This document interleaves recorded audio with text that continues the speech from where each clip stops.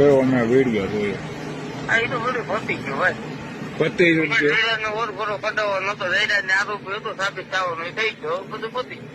એવી વાત ન પણ જયરાજે આપડે કોળી સમાજ ની દીકરીઓને કેટલીક નોકરી આપી હોય ભાઈ, એ હંધુ જોતો હોય અમુક તમે.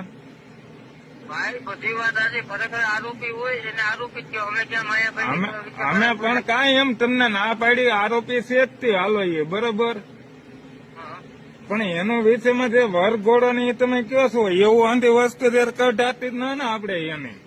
જયરાજ આ તો શું વસ્તુ છે એ તમને ખબર છે?